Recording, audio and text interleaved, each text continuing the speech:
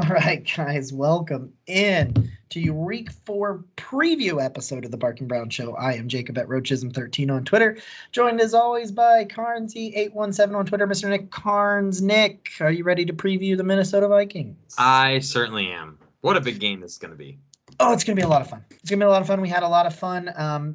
Our regular episode on Tuesday was great. We broke down the game that we were at present for, the most dominating defensive performance of the year. We're going to need that defense to show up again this week if the Browns are to move to 3-1.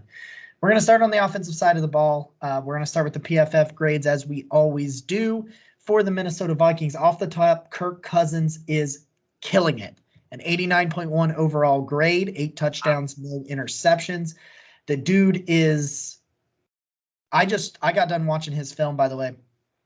We'll go through all the grades. I just got done watching his film, and the dude's pinpoint right now. He is on top of his game. Justin Jefferson, an 80.3. Their guard, Olai Udo, their right guard, 72.4. Adam Thielen has a 69.2. KJ Osborne, their slot guy, 69.1. Brian O'Neill, the tackle, 68.6. That's key. Olai Udo is their right guard, 72.4 overall grade. And that is the highest for their offensive line. That is going to be a key for the Browns this week. Brian O'Neill, the tackle, 68.6. Dalvin Cook, a 65, although we know how good Dalvin Cook is. He missed last week. We'll see if he plays this week. Ezra Cleveland, their left guard, is 64.6. I really like this Tyler Conklin. He had a really good game against Seattle this past week. Tyler Conklin, their tight end, 64.5. Amir Abdullah, one of their running backs, is 64. Alexander Madison, who was the starter last week, is 61. Their other tackle, Blake Bridell, a 60. CJ Ham, their fullback, a 59. And then their center, Garrett Bradbury, a 53.6. And that is their offensive line, their offensive grades. So, Nick, when you think about the Minnesota Vikings on film and what you just heard with their grades, what do you think about the Minnesota Vikings offense and what it'll take to beat them? That is a great question. We know that they have 2 dynamic receiving threats, and a lot of people were ready to say, Adam Thielen's older and still can't play and all that stuff. He's been good, so far. And Justin Jefferson, if I'm not mistaken, led all rookies in receiving last year. He was an all-pro, if I remember correctly. I mean, so we know that Denzel Ward has kind of struggled out of the gate, and Greg Newsome is banged up. So that's probably my biggest concern from them offensively. Although, I mean, Dalvin Cook, we'll see about him, and tight ends terrify me because we always, so hopefully we can shore that up. But this is, but it's kind of exciting in the same way. I don't want to talk doom and gloom because I'm excited because this is an opponent that the game could go either way, that you respect, that you picked to be in the playoffs, right? Mm-hmm. So you look at this, and this is one of those games where if the Browns win, you come away saying Super Bowl, Super Browns, and we're having a great time. I mean, you think about it, they're 2-1 if Greg Joseph can make a 38-yard field goal. Yeah. I mean, they have a legitimate shot that they could be 3-0 right now. That's how good this team is. I got done watching their film yesterday. I couldn't remember if I watched Pittsburgh today. I wanted to see Pittsburgh's offense today. I watched them play Cincinnati. That was fun. It's like, you remember, the Spider-Man meme where they're a bunch of Spider-Men pointing at each other? Yeah. That's what you're going to see when you see this offense on film.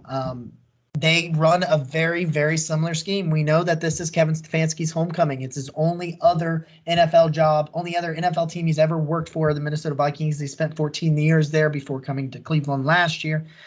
They're not identical, but a lot of these boot actions, moving the pockets, tight end screens, running back screens, a lot of the same run concepts, a lot of these concepts and schemes and overall philosophies are the same. You have Clint Kubiak, Gary Kubiak's son, running the offense there. Kevin Stefanski bases a lot of his offense in that West Coast Shanahan Kubiak style of offense, the zone running, zone blocking schemes. Now, Kevin Stefanski has really, I think, evolved as a play caller, as an offensive coach, and scheme-wise since he's come to Cleveland. But if you watch their film, you're going to be like, man, am I watching the Minnesota Vikings or the Cleveland Browns. Like, it's going to be a lot of, like, you're going to see, and I think that goes both ways. It's going to be really interesting. Does that help Kevin Stefanski and Joe Woods? Does that help, and for whatever, Mike Zimmer on the other side? What we don't know necessarily, but I think these are two very good offenses. Kirk Cousins is playing as good a football as I've ever seen Kirk Cousins play right now. It's 89.1 grade and 86 as a passer. He also had a really nice run. I thought he was going to break, but Jamal Adams broke on him pretty well against the Seahawks last week. Kirk Cousins and that offensive line, it's a little leaky. It's much better than what you just played. But if you can get pressure with that front, the key to this game, it's just going to be the same key it's always been. It's that front four. If that front four can be half as effective as they were against Chicago, you're going to be in pretty good shape. But you need to stay disciplined. They are going to hit you. They're not Matt Nagy. They're going to hit you with screens. What did the Browns do? They started running a bunch of screens against the Bears last week to slow down the pass rush that was getting home to Baker Mayfield. So you need to stay disciplined, need to be prepared for the screen game, the short intermediate passing game as an extension of the run, very similar to the Cleveland's offense. So you can think, hey, we have an advantage like that, right? But at the same time, so does Minnesota on the other side. It's going to be really, really fun. That offense is pretty good, so you better come to play. All right, Nick, let's move to the defensive side of the ball for the Minnesota Vikings. And you start with their highest graded guy. Danielle Hunter, he's back. Struggled a little bit last year. Danielle Hunter looks like his old self. This is the run that Cleveland is about to get on, where they're going to play, I think it's at 5, right? 1, 2, 3, 4, 5. 5 in a row where there's a really, 6 if you count the Khalil Mack they just played, who really played really well.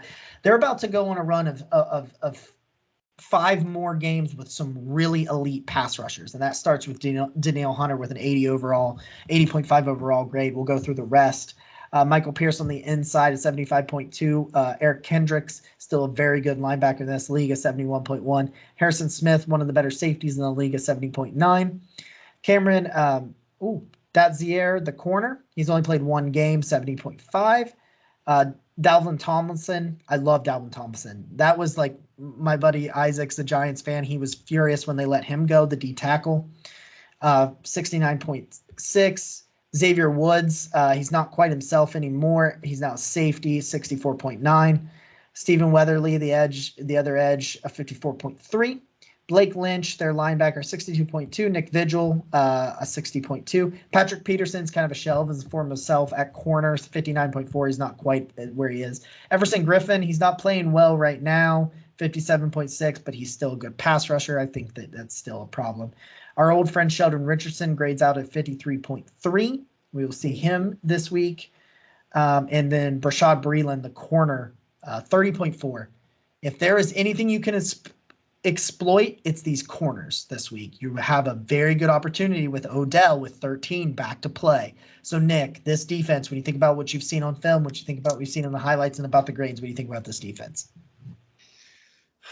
I think that this, a lot of people have predicted this game to be a shootout. I think that this is the game, because some people have complained about Baker not throwing touchdown passes and whatever. I think if there was a game where Baker would take it over and that would be the way the Browns would attack their defense, I think this is that game. And so I look for Baker to be passing early and often and using Odell, as you referenced, using all the tight ends. Maybe this is the game where Donovan Peoples-Jones really has the opportunity to shine because they focus so much on Odell or Anthony Schwartz. I would definitely like to see one of our wide receivers not named Odell really step up this time. And I'm not saying the Browns can't run on them. They probably will continue to emphasize the run. But it seems like if you were picking one way or the other, it probably makes more sense to attack them through the air than the ground. Outside of Danielle Hunter, I'm not really afraid of this pass rush, but you have got to make sure he doesn't wreck the game like Khalil Mack and Robert Quinn wrecked the game early against the Bears. Our offensive line has struggled a little bit when it comes to the Browns' offensive line standards. I couldn't think of the word standards. When it comes to the Browns' offensive line standards, the offensive line has struggled a little bit. These corners do not scare me. Mackenzie Alexander, their slot corner, 42.5. I'm not afraid. Kyle Boyd has played, 8 snaps, a 29.8. I'm sorry, Chris Boyd. Yeah, I'm not afraid of these corners. It is the time to attack in the passing game. It's time for Baker to go for 350, throw 3 touchdowns. That is the key to success. Baker Mayfield, this air attack, OBJ, and like you said, a receiver not named OBJ is going to be the key to this game. All of that said, this is going to be a slugfest. I'm not saying it'll be a shootout. It's going to be a slugfest. These are 2 really good teams. I picked this in our preseason episode of the Mark and Brown Show, on a regular show. I picked this episode, or the Vikings game, to be their first loss because I thought they would beat the Chiefs. So this is a team that I think is a playoff team. They're a few plays away from being 3-0. They're a very good team. If this is going to be a dogfight, plain and simple. With that said, there's your preview of the Minnesota Vikings. Now we're going to go to our NFL picks. Last week, I was 14-1. That's right. I sat here and dropped absolute dimes for you guys last week. 14-1. I only lost because of Aaron fucking Rodgers, or I would have had a perfect 15-0. For those that don't know, we have Nick is thumbs downing me through this entirety. We have a running bet where we haven't decided the punishment, but we're picking all of the games with the exception of the Thursday night games. We do record this early in the week after we record the main episode, but it comes out on Thursdays and Fridays. Thursday for the Patreon, Friday for everybody else. We don't want to be accused of cheating, so we do not pick the Thursday night game. Nick, still great, 9-6, but it's hard to be 15-1, and I have taken over. I now lead on the season with 30-15. That's right. If you go with me, you will literally get twice as many bets right as you will wrong. Nick, 27-18, nothing to be laughed at. Take our picks to the bank, make you some money. For what it's worth, Cincinnati will crush Jacksonville on Thursday, for what it's worth. Yeah. And now Jacob is joining. I do a work pool where we do all the picks. And so Jacob is bringing his 15-1 record. 14-1. Sorry, I don't know why that was so hard. Because we're not going to pick the Thursdays. To our work pool. So let's see if he can work the same magic again. I will be taking down both results and turning them both in. So let's see how we do. All right, here we go. Off the top, let's pick some NFL games, guys. We got the Browns, we got the Vikings. All those things considered, I am still rolling with Cleveland. No, I will not pick Cleveland every week because I will pick against them. It's hard for me, but I do truly believe Cleveland gets to 3-0. 3-1. Cleveland Browns. Cleveland Browns. Boom. Top. Washington football. The Washington football team travels to the Falcons. I liked the Falcons last week. Washington got kind of dismantled. I think they're a better football team than what they showed last week. So I'm going to take the Washington football team over the Atlanta Falcons. Yeah, I still am not a huge believer in the Falcons. I don't really even know what's going on. Firepower. I haven't been able to watch a whole lot of what they've got going. I need to see more, but I just think Washington is better than they've shown thus far. So the Giants are just worse than the Falcons. Yeah. I think I'm going to take Washington as well. Okay, we have the Texans and the Bills. The Bills are 16.5-point favorites. I think that's kind of unfair if Tyrod was healthy, but without Tyrod, I'm not sure what Davis Mills can do against that defense. So I'm going to take Buffalo. Give me Buffalo as well. They look like they are, after a dismal gift to the Steelers, they look like they're back on track. This is a hard game. The Lions and the Bears, because the Bears were absolutely dismantled by the Browns. The Lions, that was a delay of game on Lamar Jackson. That was a delay of game on 4th and 19. I cannot believe he got 2 extra seconds to get that off. And I can't believe that Justin Tucker exists. Yeah. 66-yard field goal. All that said, Detroit gets off the schneid and they hand the Bears their loss. Give me the Detroit Lions. It's hard because there might be a letdown. Yeah. But Detroit's been better than they've shown. They've been competitive in basically every game they've played. So, and with that was just abominable from Chicago last week. I can't pick Chicago in good conscience, so I'll take Detroit as well. I can't pick Chicago after what I saw in person. No, You I got the can't. I 3-0 Panthers. You got the 2-1 boys. Everybody's talking about they, them boys again. Well, they're not. Sam Darnold moves to 4-0 and he takes down the Cowboys. Give me the Carolina Panthers, baby. Wow. I've picked against them like every single week. So okay, so hold on. So here we're gonna differ. So you are taking Carolina Panthers. I am going without Christian McCaffrey. I'm gonna roll with Dallas. I really, really like Carolina, what they're doing on defense right now. We've got the Colts. The Colts are not very good. The Dolphins defense is really good. Give me Miami. Wow. Oh man, this is because Tua's not gonna play, is he? No, but Jacoby He's Brissett not. had a pretty good game. Yeah, he did. Oh man. God, this is awful. Wow, both of these teams. This is just gross. Yeah, I'm not watching. No. This is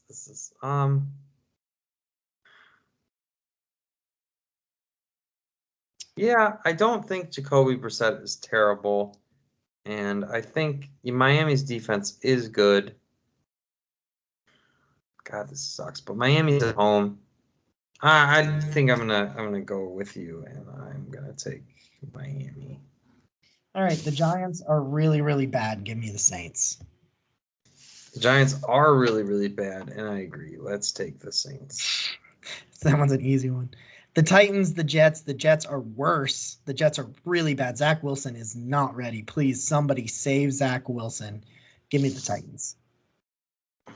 Let's see. Sorry, I'm looking for yes, Tennessee. We agree.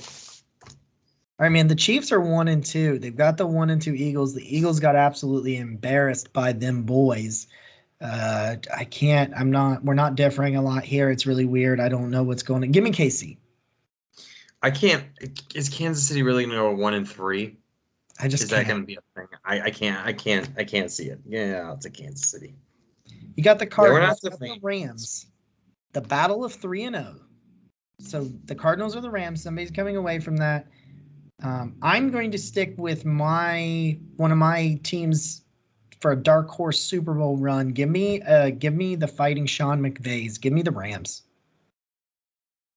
The Rams are one of the hottest teams in football, and I can't. Their defense is so good. Even losing John Johnson and Troy Hill, I will also take the Rams.